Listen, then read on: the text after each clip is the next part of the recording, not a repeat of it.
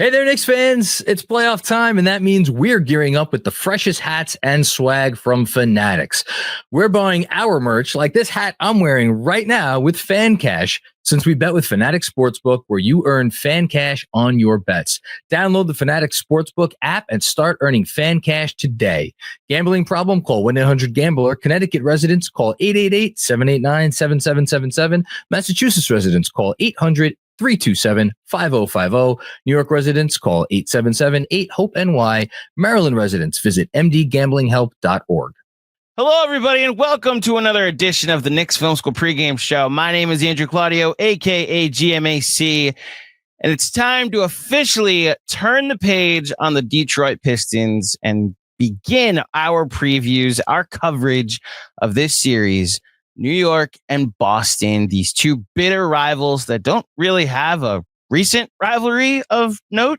The last time these two teams met in the playoffs, it was at the very end of the Paul Pierce, Kevin Garnett era. They then made a trade that would shape the look of their franchise going forward, thanks to little brother across the river. But the last time these two teams met was in 2013 in the first round, a 2-7 of sorts. They met 2 years earlier. I think that was a 3-6 at that point. And none of these series were that competitive. I know the Celtics made the second series competitive, forcing a game 6, but we go into this matchup in the second round, a 2-3, the first time these two teams will meet in the second round since 1984. And look, I'm just going to say this off the top. Obviously, the Knicks are coming in as massive underdogs. Our friends over at Fanatics Sportsbook currently have the Celtics favored at -875. So if you believe in the Knicks, it's good money value, plus 570 for them to win the series. If you're coming out here beating your chest to Knicks in 5 in this series, it's plus 3,000. So by all means, go do what you want to do, but do it responsibly. I'm just going to bring up an example, and I'm sure my guests will appreciate this example. So let me talk about one of my favorite sports seasons of all time. It's the 2007 Giants. That's a team that was a bunch of road warriors. They won 11 straight games on the road to end the season. They were a wild card team, but they won 10 games. That was Eli Manning struggling through a tough season where he led the league in interceptions and led the league in turnovers. He got to the playoffs and they won a couple games. And then they got to the Super Bowl and played the undefeated New England Patriots. They were 18-0. And what happened at the very end of that regular season, when the Giants had everything already clinched and the Patriots were going for an undefeated season, the Giants decided to play their hearts out to try to end their undefeated regular season. And unfortunately, they lost, but only by 3 points. And that was a barometer because they used to lead up to the Super Bowl, when they then played the Patriots and beat them by 3 points in said Super Bowl to give them their only loss that year and to become Super Bowl champions. Well, the Knicks this season looked outmatched throughout the year against the Boston Celtics. And then they played the Celtics the last week of the season. And if they just fouled up 3, they probably win that game. But they at least played the Celtics to the point where the barometer was much smaller, that maybe the gap isn't as wide. And now they just went on the road. These road warrior New York Knicks against the Detroit Pistons won 3 games in the LCA. And now they come in as heavy underdogs against the Celtics. It's almost like there are parallels to that Patriots season against the Giants, that Giants series season against the Patriots from 2007. And I'm here to tell you, Knicks fans, if you're trying to make that correlation like I've seen on the internet lately, it's not a good one, because the Giants had to make just one win to win the Super Bowl, and the Knicks have to beat the Celtics 4 times over the next 7 games. And unfortunately, they beat them 0 times over the last 4. So that's a long way of saying that I enjoyed bringing up the Patriots not completing the undefeated season with my good friend Jack Simone waiting for me in the midst, while also setting the stage for why this is not the exact same thing as Giants Patriots. If you think the Knicks can come in as this great underdog story. From the Houdini Hardwood blog, from the podcast, How About Them Celtics. Jack, how you doing, buddy? I'm good. I was dying laughing backstage. I'm sitting there. That was great. That was awesome. My roommate's a Giants fan, and so he constantly makes sure to bring that up too. But I was fully expecting this whole like hoorah, like they can do it again. Yeah, I don't know if that's the one. I'm not there. We just struggled to beat the Pistons for 6 games. Now, look, let's actually start here with the how of it all and how the Knicks can, like, let's not go to what the regular season was. Let's not go to the betting odds according to, again, our friends at Fanatic Sportsbook. But let's start with how the Knicks got to the second round from your perspective. Watching them slug their way through a rock fight of a series against the Pistons. What was your perspective of that series from a Celtics like next opponent perspective? Yeah, the way I kind of looked at it was, as the Celtics were playing the Magic, this phenomenal defensive team who could not score to save themselves. Literally, I was looking at Pistons Knicks, and the way I sort of saw it was, on the side of the Pistons, it was not a great offense, but you have Cade, who's like this elite pick and roll player, so you'll always have some sort of offense. And then defensively, it's not quite the same level as the Magic because you have Cade, who's not the best defender, so you'll have at least one guy who you can pick on, and you didn't as much have that in the Magic series. But it was sort of the physical, tough, gonna beat you up because they probably can't beat you any other way team that was kind of similar to the Magic. And then on the other side, obviously the Knicks have that same physicality, but it is a more seasoned offensive team. You have Cat, who can space the floor. You have OG Anunoby, who's been great. You have Jalen Brunson, who is the clutch player of the year, who, in my opinion, won them the series because the Pistons crumbled in those games in the clutch, and Jalen Brunson was Jalen Brunson, and that's sort of like how it goes. And Cat was Cat, and you have guys who have been there before who were able to close those games out. So from a Celtics perspective, it was more of, would you rather go through another series where it's probably going to be a physical battle because they know they're outmatched talent-wise, or would you rather go through a team that is going to be a little bit more experienced, but you do have the history of beating them in this regular season, so you know the pathway to beating them at least a little bit. So I was kind of like back and forth, and I think what I landed on was, I think I said this on a podcast, I thought the Pistons series might have been a little bit more draining game to game, but it would have been a shorter series. I think the Knicks series might have been a little bit more straightforward for the Celtics in terms of the pathways to victory. But because of Brunson and Cat and their ability to score down the stretch, you run the risk of maybe 5 or 6, if that makes sense. It's interesting. So the last time these teams played, the Knicks lost in overtime. I brought up the just foul while you're up 3. The Knicks, just if they execute that, which they tried to execute that against the Pistons in Game 6, and Malik Beasley got free and almost, if he catches the ball, has a wide open look at the end of that game. But yes, any concerns from a Celtics perspective that as these teams, they played 4 games at this point, they've been closer as these 4 games have gone on, and like relatively closer. That first game on opening night was like JV varsity. That was a team on ring night trying to make a point to a team that made a bunch of trades to try and equalize things. Yeah. The second time they played it at my garden, at the Garden, the Knicks lost, and it was this weird Precious Achiuwa lineup with Noah Anunoby. And then when they actually started a spacing lineup, the Knicks got back into it, and then Jason Tatum went nuts, and they ended up winning. Then we stuck with the Precious Achiuwa lineup a couple weeks later when they played in Boston, and that was, I believe, like the first moment that anybody that was defending Tibbs was like, all right, we need to have a conversation about this guy. But the Knicks did go on a run in that third quarter to cut the lead. It was like a 20-plus point lead down to 2. And then their most recent meeting, the Knicks had their best showing. We're up by double digits at one point, up at halftime.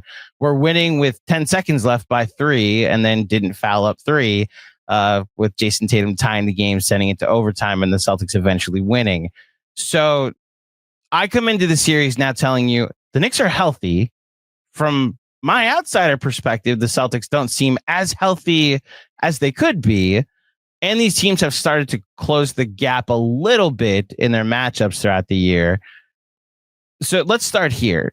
With all of those factors that I just mentioned, do you think, your honest perspective, how did the Knicks win this series? What is the best path to the Knicks winning this series? I think first and foremost, health is a big factor, regardless of like on the court play of which team outmatches who. Drew Holiday's dealing with a hamstring strain right now, and he's been largely the primary defender on Brunson throughout most of the year. And so if you lose that, you're automatically thrown off a little bit from the Celtics perspective of what their game plan can be to slow down Brunson. So that's first and foremost. The other thing is Jaylen Brown has played in every game this playoffs. He is very, very clearly hurt. he is playing hurt. His knee is not right. He got an injection in the knee before the playoffs. Ramona Shelburne reported that. And he looked pretty good the first couple games. And then as the series went on, he was still impactful. And that's the whole story. He was super impactful, very effective, super efficient, great on both ends, but just so clearly playing hurt. He's struggling to get up for dunks around the rim. His burst isn't there. He's not quite able to keep up the same way he is.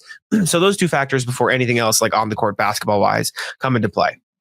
As far as how the Knicks could win the series, I think those two things definitely play a factor. I think Brunson would have to be as incredible as he's been, and maybe then some. And I mean, as cliche as it might be, if the Celtics miss threes, it's automatically going to be harder for them to win basketball games. They did it against the Magic. They were held to, I think, 2 games where they didn't even attempt 33s in a 5-game series, and they did that 0 times during the regular season. So there is that pathway. The Celtics still won those games, but holding them to fewer 3-point attempts makes them have to switch things up. I think the Magic series prepared them pretty well to do that moving forward. And I don't think the Knicks are the team to hold them to 3. That's just not how they play defense, really. It's not how they have defended the Celtics at the very least. And that's not to say that that strategy does versus doesn't work versus the one that Orlando employed. But I think if the Celtics are cold from 3, that would automatically make them have to switch things up or get creative or change the way they play offense, which could change it. And if Jason Tatum has a cold series, anything can happen too, because he has been incredible against the Knicks this year. He has dominated a lot of those matchups. And if he doesn't have it from 3, or if he, has an off series a little bit, I think that turns it on its head. Do I think that's going to happen? Do I think all these factors are a thing? That's another question. I think there are a lot of avenues for the Celtics to attack the Knicks, but I do think there are pathways because of the talent the Knicks have that could make it somewhat of a series. The problem is, Jack, you just said a bunch of things about how the Knicks win this series that all begin with, well, the Celtics don't. Like, they don't have healthy players. They don't have a healthy Drew Holiday to guard Jalen Brunson. They don't have a healthy Jaylen Brown to be the second best player on the team. They don't hit a bunch of threes like they normally do. Jason Tatum doesn't be as hot as he was in the Orlando series. You didn't say anything about, well, the Knicks do this. The Knicks do have a good I said Jalen Brunson has a really good series. That's true. The Knicks do. There we go. Jalen Brunson having a good series. The thing that's been the one guarantee, it seems, over the last 2.5, 3 years is that we can count on Jalen Brunson. You know what? I think another good point was I was looking through a little bit of film earlier for a video we recorded for How About Them Celtics. I think Mikal Bridges having a good 3-point shooting series changes a lot too. Josh Hart too, because I think the way the Celtics play defense, it is, especially on Josh Hart, sag off him, help elsewhere. But Mikal Bridges got away, or the Celtics got away with Mikal Bridges missing a lot of threes too. So if the role guys are hot, like they were in the Philly series last year, I think that also changes the dynamic of the Celtics defense. But again, those are ifs. What's the what wing do you think they'll guard Cat with? I was looking back because I saw you send this question. I think Tatum is the obvious one. I think he spent a decent chunk of time on Cat, especially considering Jalen's knee is hurt at the moment. I think it's just the best course of action to keep him on Cat. He can close out, he can guard some of the threes, but he's also big enough to where he can maybe bother him with his length inside. And honestly, if Cat wants to post up all series, I think the Celtics would be pretty okay with that. I think they'd live with some of those shots. He'd probably be pretty efficient at it. I mean, Tatum's a great defender, but Cat's huge. So I think the Celtics mathematics team would be okay with Cat post-ups all series. But if I had to guess, it would be sort of like what you're insinuating, Porzingis on a wing and then Tatum on Cat. That said, if Holiday's not healthy, that means they'll run Horford and Porzingis. So it would probably be Horford on Cat. So if the Celtics are fully healthy, I assume it would be Tatum. If they are not, I would guess Horford, just because it would make more sense to put him there instead of on the Mikal Bridges. But so Horford next to Porzingis in this case, because if Holiday's not healthy, they'll run double bigs. Yeah. Okay. That was effective against the Knicks in that last game. They went double bigs. Even when they went to Cornette and Horford, or Cornette and Porzingis. They went to Cornette and Kata. Yeah, that's right. Earlier this year. Yeah. Double bigs work well for the Celtics. So the funny thing is that, like, we're coming off a series where Tobias Harris guarded Cat the majority of the series. And at times it was effective. And not even from the sense of it mucked up the Knicks spacing. Just Cat gets in these moments where he recognizes he's the better player. This should be advantage me. and it leads to a Cat drive. Like game 4 against the Pistons, it was just so obvious that their strategy was, if Cat wants to drive all day on Tobias Harris, by all means. We don't think you're going to be that efficient. The Knicks did a similar chess move with Cade in game 6, where they said, if you want to pull up from 3 all day, and you're just going to have to start making them. And he went 0 for 8 from 3. And I wonder if the Celtics deploy a similar thing. I guess to your point with Horford, maybe that might be actually best case scenario, because Horford's used to guarding bigger guys like that. I do wonder if there's any worry of having to guard Karl-Anthony Towns for a series, if you worry about that type of wear and tear on Jason Tatum, not from a could he get injured standpoint, just that takes a lot out of you, especially when you're the most important offensive player on the other side of the court. Not that they have other options, but is that any bit of a concern? I don't think so. Tatum's been pretty durable throughout his career. He got hurt in the first round. He actually missed his first playoff game in game 2 against Magic because KCP threw him to the ground a little bit. Again, it's the Magic. Yeah, they play it tough. There's a war there too. But I think he'd be okay. I also think if he does start getting worn down at all, they would just switch Horford onto him, run more double big lineups, or they'd have somebody else do it. Celtics have also guarded Cat with Jrue Holiday in the past. So that's what I was wondering. That last game of the season, Cat had an outstanding first and second quarter, and Holiday was mostly on him, and the Knicks decided to make it an effort that, we're just going to exploit this. We're going to actually, for the first time this year, get him lower in the post, and then okay, that's Jrue Holiday on me. And now this is where Jrue Holiday not being there actually makes things fascinating, because that's an option not to guard Cat, what might actually mean the Knicks don't have that advantage. But then there goes the Brunson angle now let's pivot to, I know I just hijacked the question, but the Brunson aspect of this, he's coming off another heroic series where outside of game 5, he was awesome. Best player in the series, hands down, national media. I think the fact that what's your opinion of Jalen Brunson as not just as an MVP candidate, as a great player, and if you want to go foul, the fouling and everything, as an offensive weapon that the Celtics have to try and stop? How much fear is there of Jalen Brunson? I think once you get into the fourth quarter, if it's a close game, then you're okay, this guy has very clearly made big shots. He's very clearly been that guy. From a whole game perspective, so our video that comes out tomorrow, which I don't know when this is coming out exactly, but was how the Celtics have guarded or handled Jalen Brunson. Joe Mazzulla actually talked today and said, it's a team effort. We're going to have to all go at him. But the biggest thing for us to do is to control the margins. And he always goes to limit teams to one possession, offensive, or limit offensive rebounds, take care of the basketball, and defend without fouling. And he said, if we can do that, then great players like Brunson have less of a chance to impact the game because we'd be winning the margins by so much. There is that. The Celtics plan for Jalen Brunson, and walk with me here. Do you have siblings? Yes, I have one. So I have a brother and sister. My sister and I fought a lot when I was younger, and we'd always play this game, or she'd like to play it, where she would try to annoy me and go, I'm not touching you, and she'd get as close as possible. That's what the Celtics do with Jalen Brunson. They go, I'm not touching you. I'm not touching you. We're going to get as close as I possibly can, but I'm not going to touch you, because the way the Celtics guard Jalen Brunson, outside of the one game in early February where he got 13 free throws, they don't let him get free throws. That is how the Celtics guard Jalen Brunson. Outside of that one game, he has attempted 5 free throws against the Celtics across 3 games this season, which is very low for Jalen Brunson, who's averaging 9 free throw attempts in the playoffs, or he did against the Pistons. And so the Celtics put a lot of pressure on him.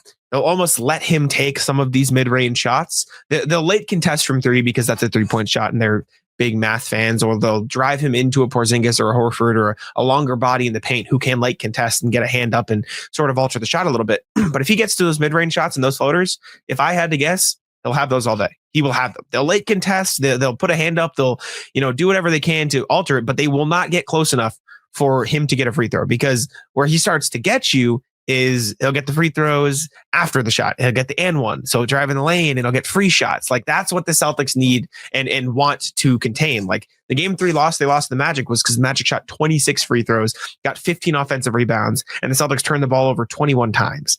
You limit those, you limit Brunson's free throws. That's how they're going to guard him. So I think if you're the Celtics, they're not necessarily like, quote unquote, like scared of Jalen Brunson until it gets to the point where it's a close game. And then I think you start to see like more of a hyper awareness. So I think the way the Celtics have guarded him, that fear is more of a, we'll live with some shots, not live with some others, and then trust that our math and everything else around it. The Celtics are a very, we'll control what we can control. We don't care about the opponent type of team.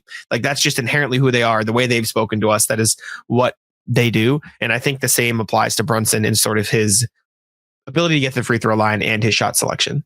I gotta be honest with you. I respect the Celtics a ton after the way you just answered that, because if the answer to Brunson potentially drawing fouls is to guard him a certain way, so that way he doesn't draw fouls, and not to bitch for 6 games about the fact that he draws fouls, it's already an upgrade over the Knicks' last opponent. So I'm very, very excited to just see a different approach where it's not, oh my gosh, referee and national media and local news station, how does Jalen Brunson get all these free throws? It's no, we have to be better and to guard him a certain way, so that way a very crafty basketball player doesn't, win that advantage. Speaking of advantages, I do want to eventually talk about what the Celtics will do on offense, but I put this on the rundown. I'm actually curious what your answer is. What's the matchup you think the Knicks have the best advantage in?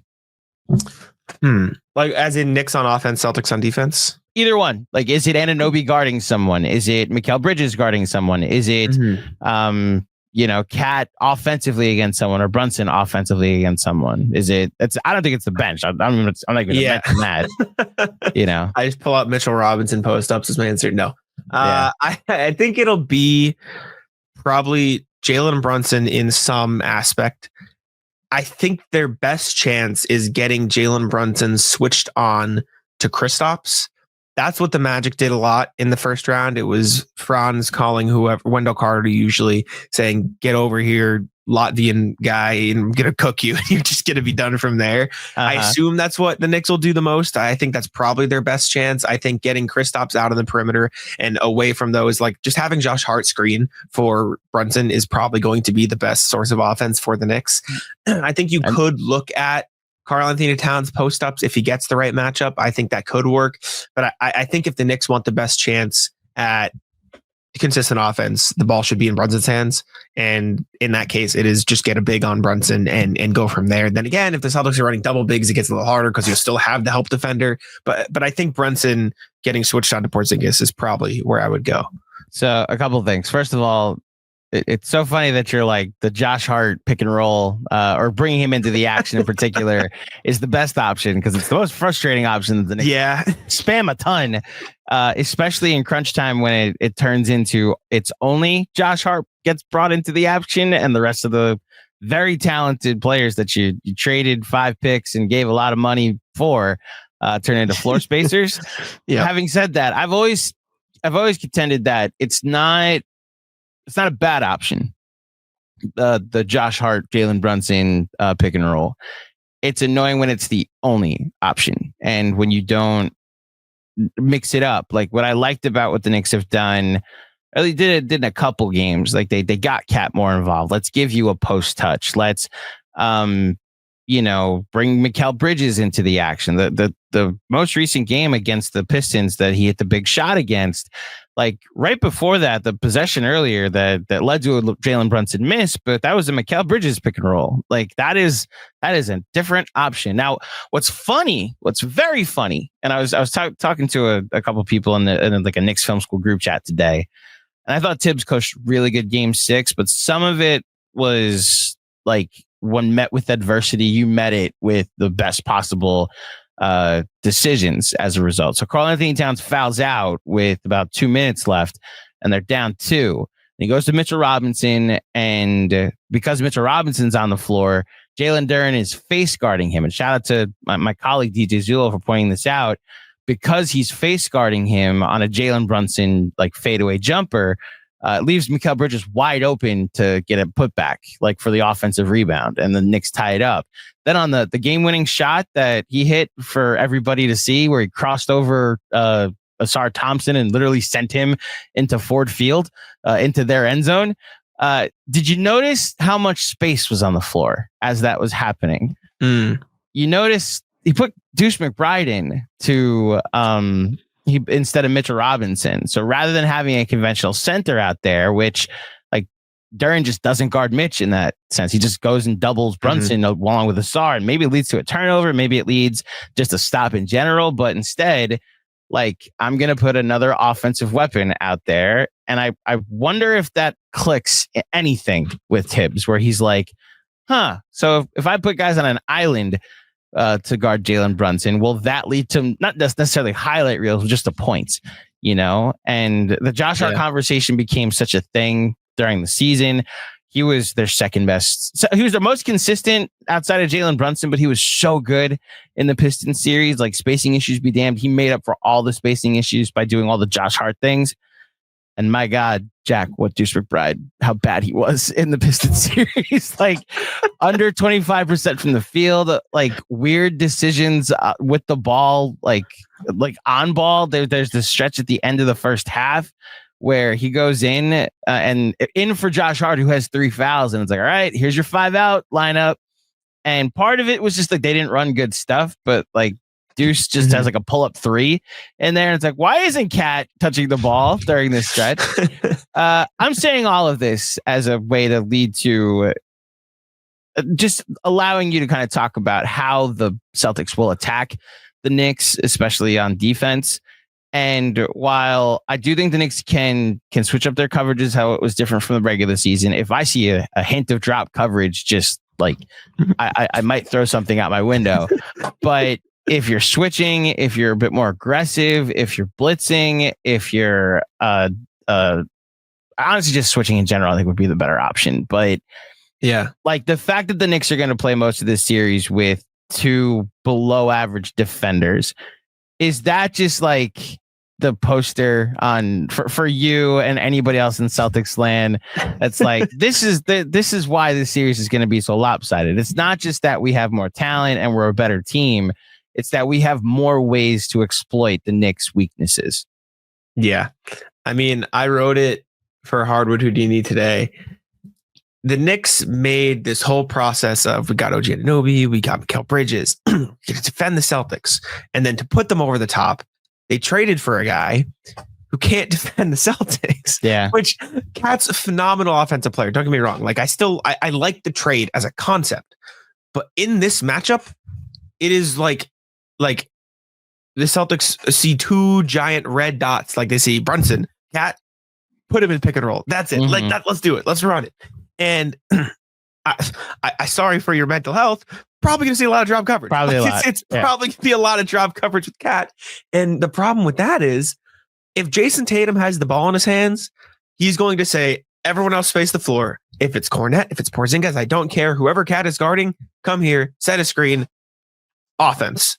Ta-da. Like that is going to just be the offense. It's going to be Tatum attacking Cat in the pick and roll.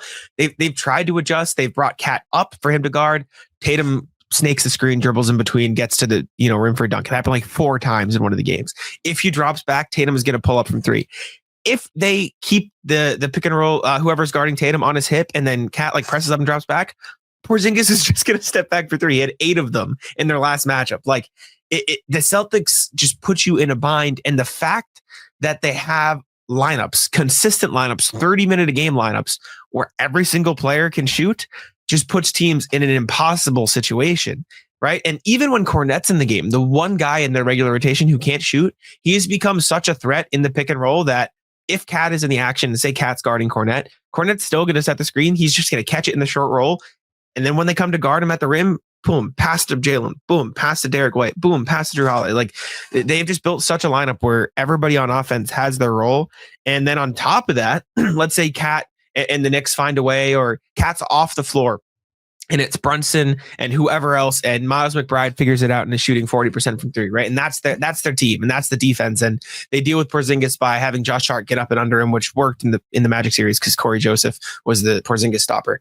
But if they run that sort of thing, Jaylen Brown loves nothing more than to post up small guards. And so if Brunson's on the floor or McBride's on the floor, they're just going to run a pick and roll with him, get one of the guards switched on to Jaylen, and then he's going to go to work in the post. There's just so many options for the Celtics to attack this Knicks team that it's really hard to see pathways for them to change the defense and I asked Joe Mazzulla today, I'm like, how much can you take from those, 4-0 series versus this team's like going to adjust? Like what changes? And he said to me, he's like, everyone talks about the changes. Like we're just going to focus on the same things. Like how much can change is the problem. Yeah. Like you get into a playoff series and you're like, oh, let's do this adjustments. I asked Joe before the Magic series, like, what about adjustments? And he literally stopped me in my question. He goes, adjustments. That's a funny word, isn't it? Because like what changes? It's hard to find the pathways for the Knicks to adjust the defense that has played the same way the all season to change for this one series and guard the Celtics differently. I'm not saying it's impossible, but it's hard to find that answer. I will say they didn't play a lot of drop against the Pistons. Now that's a different monster. Mm-hmm. You don't. I mean, it's literally just trying to get the ball out of Cade Cunningham's hands. And Durant can't space the floor. So right. So like there's no 5 out ever. If anything, them having a SAR out there actually made it easier to guard them and not play as much drop. So it's why going into this series. Look, I joked around at the opening of this pod, like that last game really doesn't mean anything in the if you're trying to draw parallels to that Giants run in 2007, where they beat the undefeated Patriots, by the way, who were 18-0 and then lost to the Giants in the Super Bowl. Yeah. I do think that defensively, just from a schematic standpoint, Jack, like it did show me that they're willing to try some different things. Again, you just said it. There's just 2 weak points, like you said, the red dots in the Knicks defense that I think would scare me as a Knicks fan, that the Celtics are just the team to exploit them. The radical thing I thought of, I don't think they're going to change a starting 5 at any point. I don't think they should, honestly, because you want to talk about Mitchell Robinson against the Boston Celtics offensively. I don't think it boosts your offense. I've heard the Deuce McBride stuff all season. He just has to play better in the playoffs before I talk about putting him into the starting lineup for Josh Hart, who's a playoff hero at this point. Mm-hmm. The thing I've thought about is the stretches where the Pistons took advantage of the Knicks the most against this very mediocre starting 5 is when the Knicks made their subs and it was Mitch in for Cat and Deuce in for whoever. And now it's Brunson with 4+ defenders or Cat with 4+ defenders, whether it's the double bigs like the Twin Towers defense, or I guess offense in this case of Mitch Robinson and Karl-Anthony Towns, or it's just, like I said, Brunson plus like name 4 other players that are not Karl-Anthony Towns. And those lineups forced turnovers, which led to transition points. And the Celtics have a propensity to turn the ball over at times. Are those the stretches that you could get them because you're just putting Brunson out there or just putting Cat out there? Could you make some runs out of it at that point? I don't know how much you can lean on that as like your best strategy. Like, oh, for the middle of the game when our starting 5 isn't out there, we're going to put we're going to try and win the game that way. Like try to be neutral, like be 50-50 in our starting 5 minutes. And then these bench units that are not as easy to pick on eventually lead you to taking lead. So that's my only thought is maybe you can get an advantage there. Go ahead. Yeah, no, it's just the way the Celtics are built. Like you almost have to be comfortable with the worst defender on the floor for your team needs to be able to guard, at least to some extent, anybody on the Celtics in a one-on-one situation. Like they need to be okay guarding one-on-one. Like even the Magic, you look at that last series, it was usually Corey Joseph or Wendell Carter was who was getting targeted. It was Porzingis or Jaylen attacking Corey Joseph in the post, or it was Tatum or Jalen attacking Wendell Carter on the perimeter and going from there. And sometimes they pull Paolo in because they found something where they could get him off balance and get past him a little bit. But they found a guy, and the Magic were like, we're going to live with one-on-one situations because we don't want you to take threes. As soon as we help on a drive or on a pull-up or on a three, we are going to give up a pass for a three, and we're not doing that. And that's what they did the whole series. And Jason Tatum and Jaylen Brown did really well because those guys held up. So if you run those lineups, I think it will just turn into, can Brunson and Cat survive one-on-one? Will OG Mikal and Josh Hart not help? Will they not show help? Will they not, come over from the weak side and help on the ball? And in all the matchups we saw, they did. And so it gave up some of those passes. And if the Knicks are okay with living those one-on-ones, I truly think that is their best pathway to beating the Celtics. But again, teams have identities. Teams play the same way the whole year, and I don't think that will change in the playoffs. So if I had to guess, they won't, and they'll live, put 2 on the ball, and they'll rotate from there. And they could try to pull from the Thunder, because I think the difference with the Thunder is the Thunder don't they give up a lot of threes, but they are so good at rotating off the ball and guarding those threes. Is it possible for the Knicks to learn to do that in a 3-day stretch into the game one? I don't know, but that is the best pathway I've seen to guarding the Celtics is the Thunder, and then mix in with some of this Magic one-on-one stuff. Respectfully to the Knicks, they do not have the personnel that the Oklahoma City Thunder have. Yeah. Additionally, they used to have their center, and then look, I'm not going to harp on it. I'm not going to bring it up as much as I do in my private time.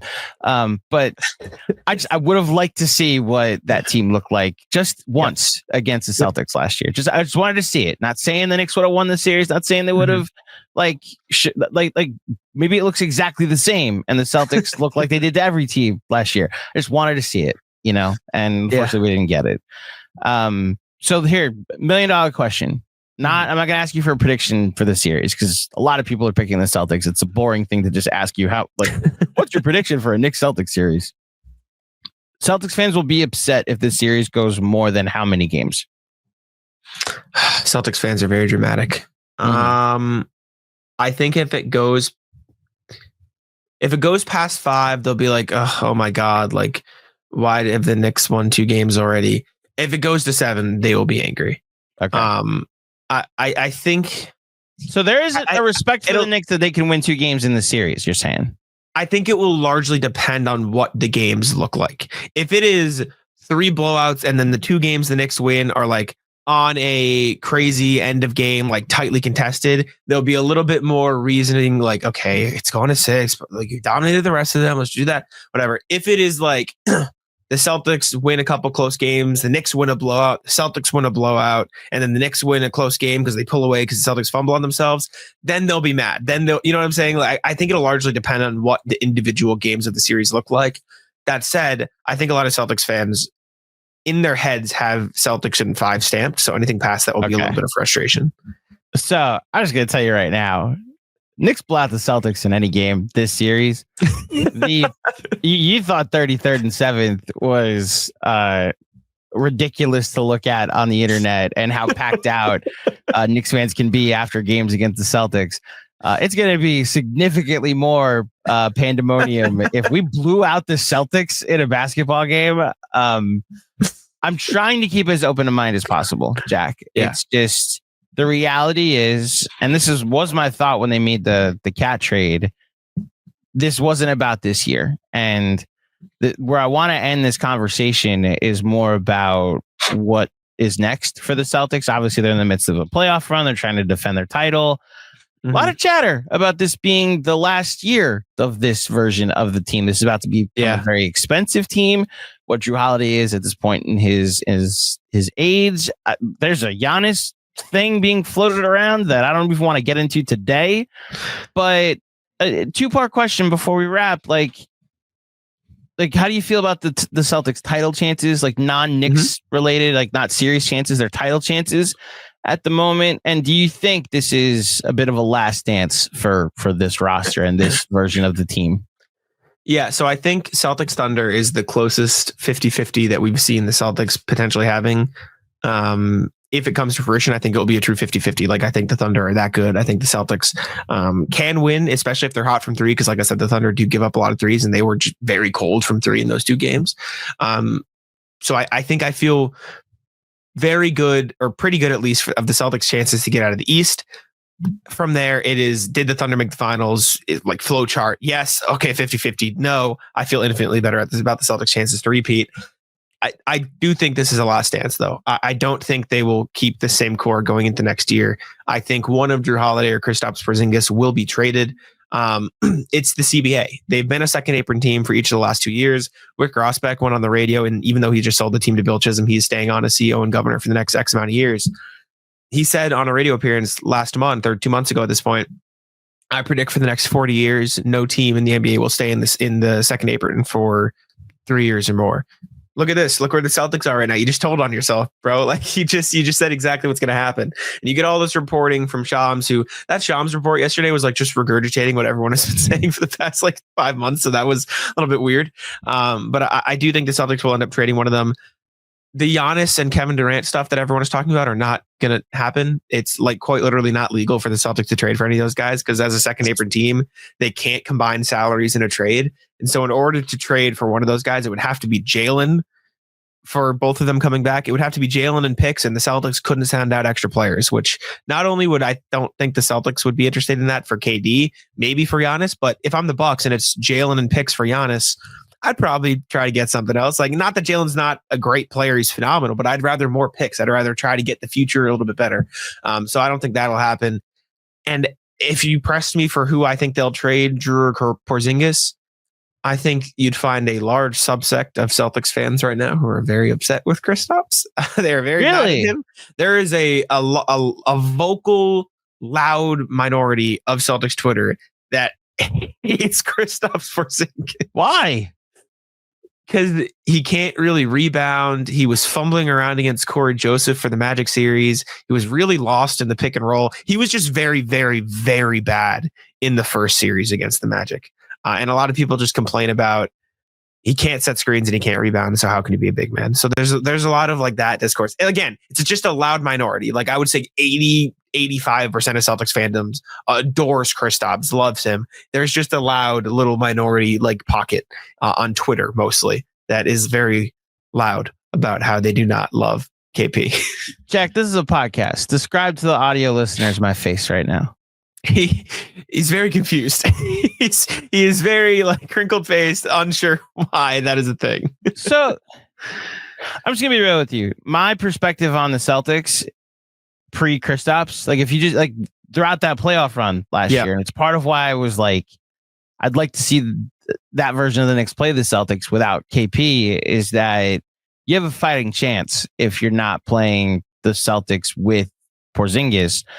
He completes the Death Star. Like he's the last piece of the puzzle that makes them the unstoppable thing. If he's not there, then like if I keep going back to this last game of the regular season that these two teams played. Well, he wasn't there in the playoffs, and they still stomped. Yeah, I think is what a lot of people because Jimmy Butler got hurt and Donovan Mitchell got hurt and Tyrese Halliburton. Like other teams got hurt too. Yes. That's not even to diminish the Celtics accomplishment. It's just the reality of for sure what you went up against. I'm just saying, if I'm going into a series against the Celtics, like injuries off, like 2K, and they have KP, I'm infinitely more terrified of them. That game, the end of the season, what made the Celtics such a weapon to try to guard against was that KP pulls up from the logo if he wants to, and that's the thing that makes them so unbeatable. I think people's problem is a lot of the time when Kristaps is on the floor, he almost takes the Celtics offense out of its rhythm because they try to force feed him some of these post ups. And if they're going in, it's great because it's like a cheat code. And you're like, oh my God, he's playing Nerf hoop basketball. He's just making everything over these smaller guys. If they're not going in, the Celtics offense reverts back to sort of like what it was in 2021, where it was, we're going to go one-on-one. We're not going to actually pass out of it. We're just going to take stupid shots against what we think are good matchups. So I think a lot of people are like, with Al Horford on the floor instead, and you have Drew and you have that lineup, it is purely Tatum and Brown pick and rolls where they can drive and kick and find these guys and everyone's passing and Drew's moving off the ball. And it's like a much more flowy thing rather than stagnant. Now, I think you're absolutely right. I think Kristaps absolutely completes his team. I think he adds a much needed extra layer. I think other people's thing is Kristaps contract versus Drew contract when you're talking about who they trade. Well, yeah, that the financial ramifications are different. Yeah. Who's going to get you more value in a trade? Because yes, Drew's money is a lot more, but would you rather trade for Drew where you know what you're getting for the most part versus Porzingis, whose injuries are, I don't really know. How long is Horford going to play? He's already said relatively that he's going to come back next year, but past that, he's 38, 30, turning 39 years old. Like, do the Celtics need to re-sign Luke Cornett? As silly as that sounds, he's been that good. Like he is genuinely like incredible. Like they need to re-sign Luke Cornett. He's been awesome. So where does that play a part in it? So there's a lot of extra factors outside of just purely who would you rather have from a basketball perspective. And I think on top of that, having Peyton Pritchard, who's capable of stepping into the starting lineup or stepping into some starts over Jrue Holiday helps as well. But there are some like back and forths and pros and cons to what people are looking at in terms of who should the Celtics trade, because it's going to be one of them in my opinion, unless some ridiculous Jaylen Brown thing comes to fruition. Look, the which one has more value on the open market is a different conversation than I don't like my very gifted 3-point shooter that's 7'4". Nobody Andrew, I've seen, please God, give me Gobert or Sabonis. Really? Okay. Which is insane. So, like, but okay. This sounds like Yankee fans in 1927 complaining about the 8-hitter. I got to be honest. Like, if you don't know, by the way, the 27 Yankees are known as like one of the greatest. Like that's Babe Ruth, Lou Gehrig, like one of the greatest lineups ever. And they won like a bunch of games. And it sounds like the Celtics have that version, and it'd be like complaining about like, who's the backup catcher? It's like, no. Like you have I'm like very mad at the moment that Celtics fans are complaining about Porzingis when I'm so terrified.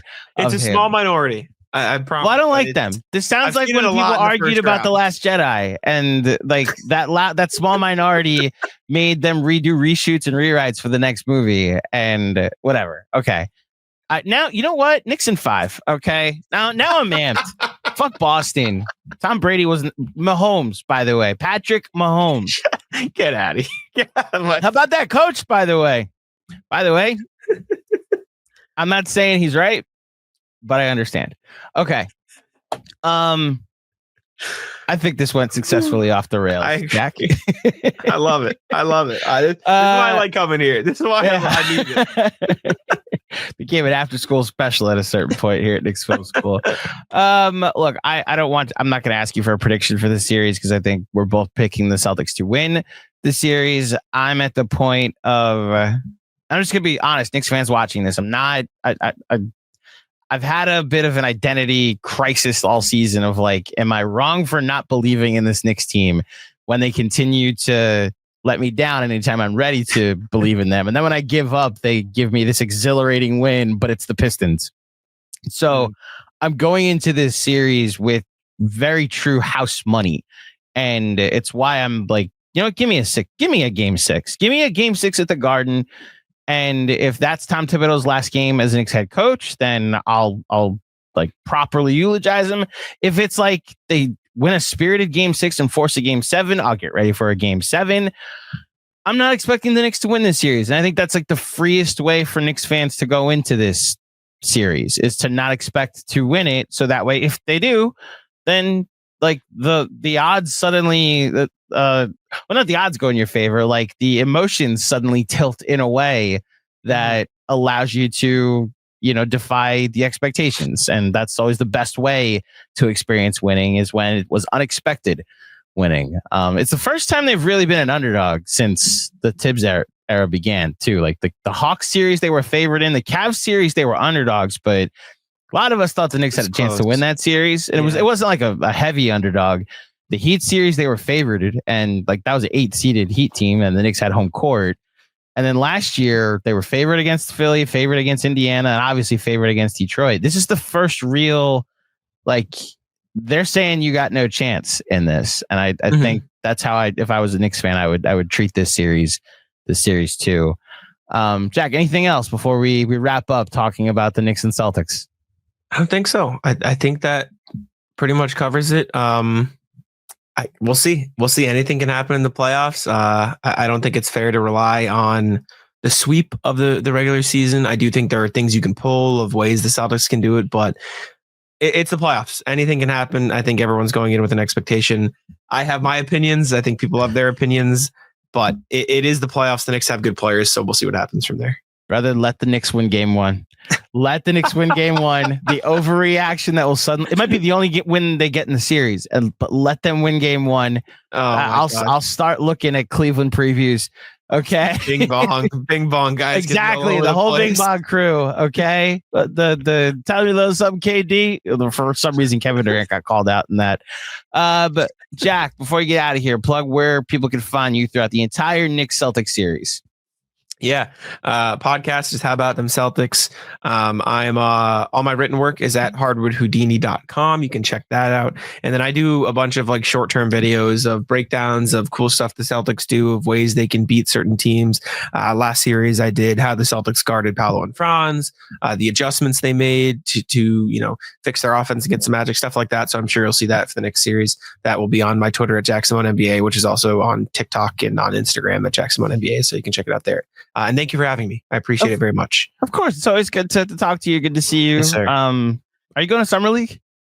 Yeah, for sure. I don't know how long, but I'll be there for at least some section of it. Okay. We'll get dinner and actually stay at the first restaurant that we decide to go to again. I forgot about that. Absolutely. Look, we just got to pick a better restaurant. That's on it. us for not. But like, I had never been to Vegas. No, it's not your fault. Okay. It is the menus. Changing a menu that drastically from one section of the day to another section, that's on the restaurant. That is not on us. I don't know if I've told this story. So I went with my wife for a week and stayed at the Wynn, and we went to this really nice brunch spot by the pool. That's where the Obi Toppin story happened. And then my wife left and it became a work trip, and I ran into you and to Sam and I forget his other name. Bobby. Then to Bobby. And like, I was like, hey, I know this really good brunch spot. They got a good burger. Let's go there for dinner. And they turned it into this Mediterranean food place, which no disrespect to Mediterranean food. I just don't like it. And we weren't expecting it either. Like, we were here for burgers, here for meat. And I'm just like, okay, so you're offering me cabbage. Okay. I felt like I felt like I was going to get canceled if I voiced my concerns, but I also went to the hostess and was like, hey, this is a high-end place. By all means, you can have our table, and we're gonna go to the lobby bar because they sell like And thank you for doing that, because none of the rest of us. You guys were so ready to order fake salads and I was like, okay, someone has to step up. I guess I'm gonna have to be. I swear, it was one of those moments where it's like, I'm either gonna not eat dinner or I'm gonna have to risk embarrassment. And thankfully, she was cool about it. And she was like, oh yeah, fine, yeah, get out of here. And we'd only ordered waters at that point, so they were fine with it. So it ended up working out. Hopefully, we go enjoy the other parts of this trip and not make fools of ourselves this summer in Vegas. But Jack, it's always good to see you. I wish you no luck whatsoever in this Celtics series, but I do know your coverage will be top notch throughout it, because that's what we could expect from you. Thank you, everybody, for tuning in to another edition of the Knicks Film School pregame show. If you dug it, please head over to iTunes, drop a 5-star rating and a review. If you're watching this, please like this video. Remember to subscribe. I'll be back throughout the playoffs in different platforms. You'll catch me on the post game at times going over some betting and sweating picks. You'll catch me on the pregame doing some betting and sweating shows where we make our picks for each night through our friends at Fanatic Sportsbook. I'll also be on the watch alongs for playback. We're also doing some watch parties. When you're watching this, we'll probably have officially announced we're doing a watch party on Monday night at T-Squared Social. By all means, please come on down. I don't currently know the time of game one because they haven't finalized the times because the West still has 2 playoff games to play. Now you know when we're actually recording this podcast. But by all means, please, when you know what the time is for the game on Monday night, join us at T-Squared Social. Be there or be T-Squared. Free admission, all ages welcome. And hopefully we watch the Knicks upset and shock the world with 1 win in this series. I'll take it if it's a game 1 win. Until next time, folks, thank you for listening. Thank you for watching. Enjoy the game. Enjoy the Knicks Celtics series. And I'll speak with you soon. Peace.